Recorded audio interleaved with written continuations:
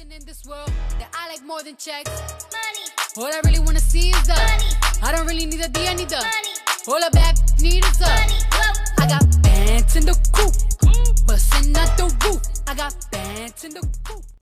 Listen, let me stop playing before I can't find any of these 20s. I'll be right back. Hold on. We're just gonna excuse the ignorance, okay? So happy new year to you guys. I think I can say that because this is my first video for 2019, and though we are technically in the second week of the new year, this is my first time coming on camera. Therefore, happy new year to you. I feel really, really good about this year. I think this year is going to be very prosperous. It's going to bear a lot of fruit. A lot of great things are going to happen for a lot of people this year. So this is the reason why I'm putting out this video. So as you can see in the title, I'm doing something a little bit different. I'm talking about money.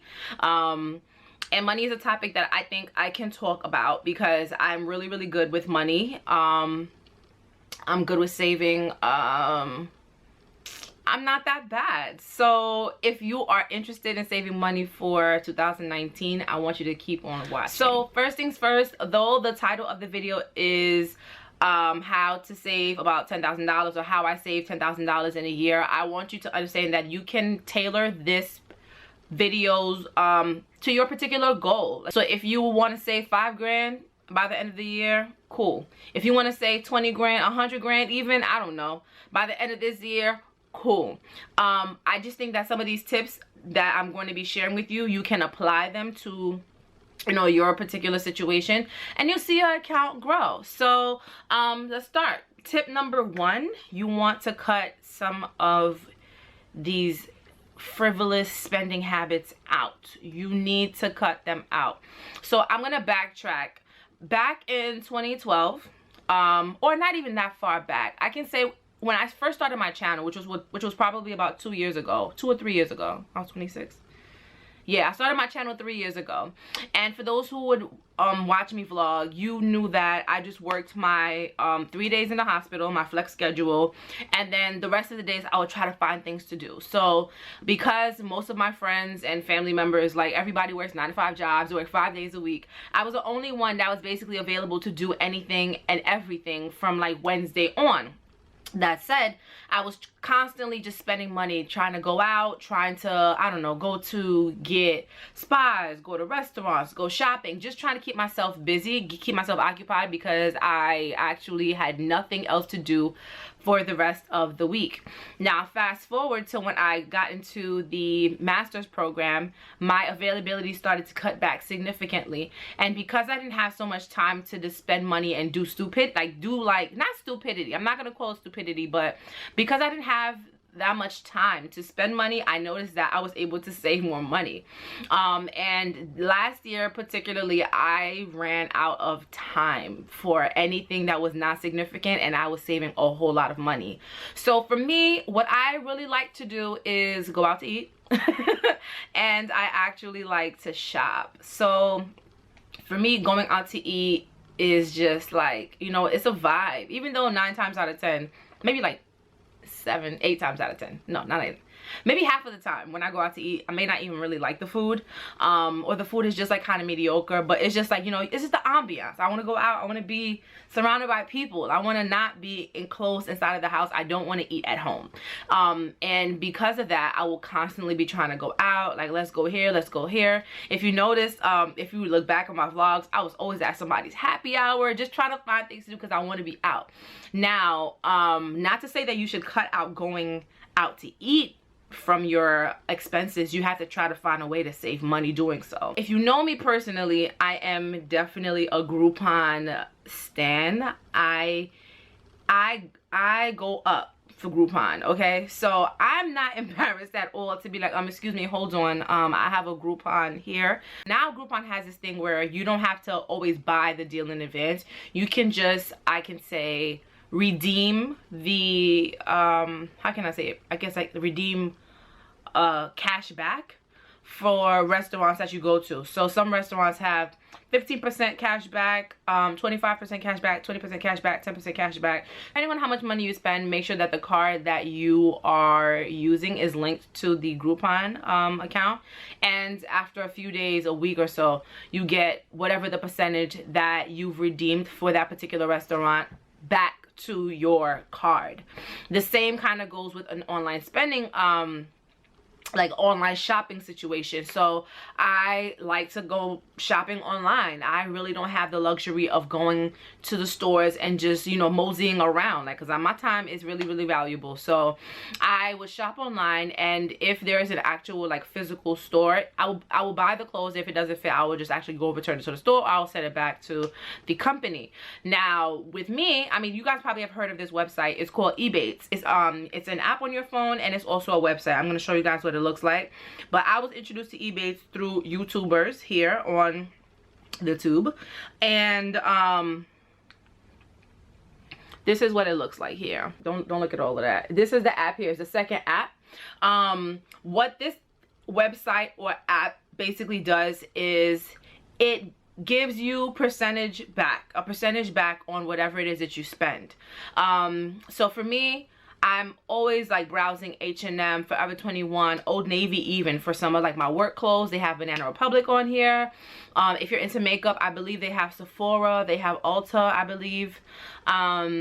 If you are into like home goods and just, you know, just regular stuff, they have Walmart most times. Now don't get me wrong, you're not gonna get like $100 back after you've accumulated some I guess money back, cash back.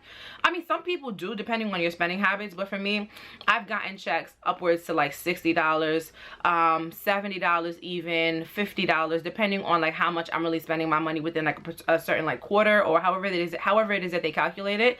And that money basically goes towards my gas. It can go towards me paying for my Easy Pass. Like it's just a little extra money that I know I wouldn't find anywhere else. I'm not gonna find this money on the floor. So for me, it's relatively valuable. So I'm gonna leave the link to the Ebates down below if you've never heard of it, or just to like browse and like see how it works. So we have tip number one, which is to cut corners. The second tip is basically to get another job. Like, as quiet as it's kept, I live here in New York, and New York is not cheap. Don't get me wrong. People in New York make money, but we also spend a lot of money too. For as long as I've known, my parents have always worked more than one job. Okay, my mom at one point in time, I believe, worked 3 jobs.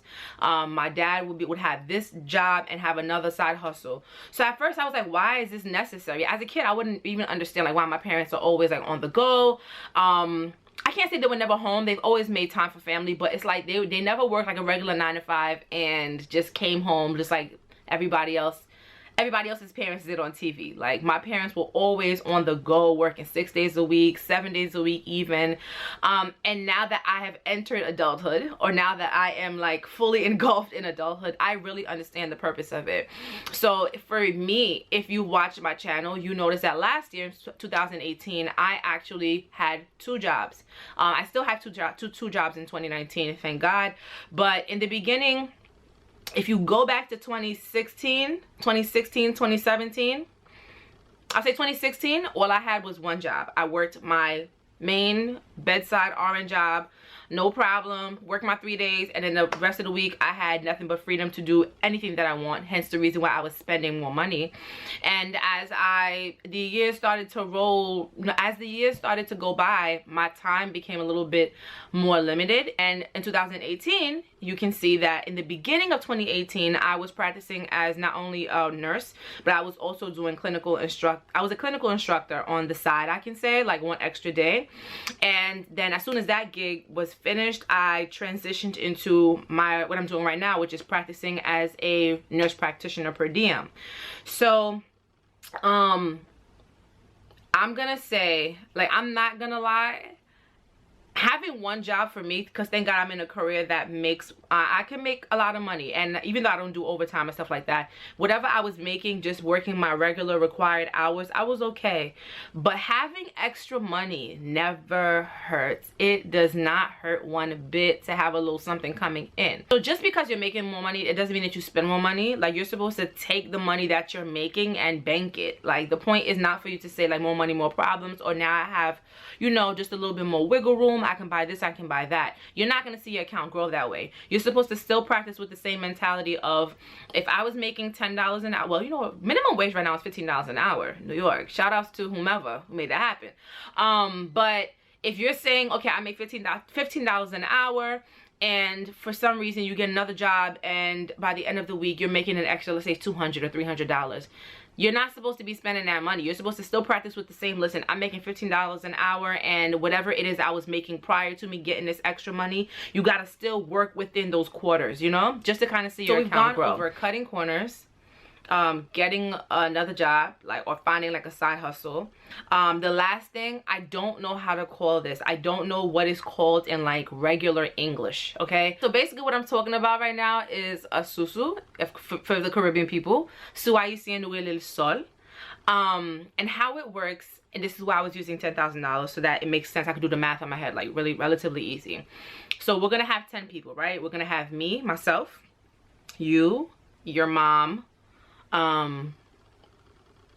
your best friend, and I don't know, your sister. I don't know. We're just using these people. So it's me, you, your mom, your best friend, your sister. We have 5 people so far, right? And just hypothetically imagine that there are 5 other people to make it 10 people that's part of the susu. So what happens in the susu is, like, let's say I am the person who coordinates it.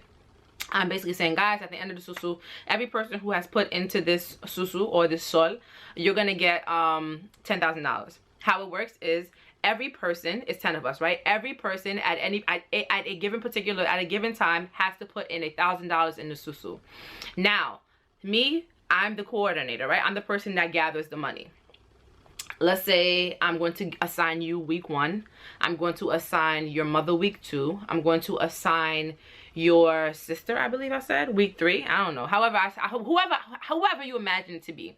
I'm going to assign everybody a week. So since you have week 1, what happens is, for week 1, you give me $1,000. I put in $1,000. Your mother puts in $1,000.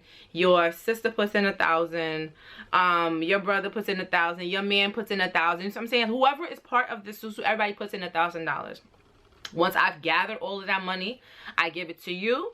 Now you have $10,000 cash. $10,000 cash in your hand. That's because you have week 1. Now, week 2 was assigned to whomever the next person was. Like, I think it was like your mom, whatever. So for week 2, what happens is, you put in $1,000. I put in $1,000. Your mom puts $1,000. Sister, brother, boyfriend, baby daddy, whoever's part of this puts in $1,000. So now $10,000 goes to the person for week 2. The same process goes for the rest of the people who are part of the susu, and in the end everybody walks away with the same amount of money. Now the purpose of this is you're not making money by doing this. It's basically to A, help you save money, and B, help you come up with a large sum of money for a large purchase, be it a down payment on a house, a condo, be it a down payment on a car, or buying a car outright, be it school. For those who don't want to take out loans, those who don't want to do all of that extra, this is a great way for you to pay for your school. And also, if you're somebody who's just really, really bad and you don't have any self-control, this is a way for you to basically save money. Now, the way that this actually works is that the susus are normally like a longer time frame. So say for instance, it can go, I've been in susus that have been for 70 weeks. I have been in susus that have been for 60 weeks, 52 weeks, which is basically the whole year. I've been in some that are for 3 months, some that are for 6 months. Only because it's like the longer, the more people that you have, or the more people that you have, the more the susu is. And the more people that you have, the more hands that you can take out. So say for instance, we're doing a 50-week sol, or a 50-week susu. And in the end, everybody's going to get, like, let's say $50,000. I'm just making it this way so that the numbers make sense. So we have $50,000. We have 50 weeks sol. So each week, everybody has to put in $1,000.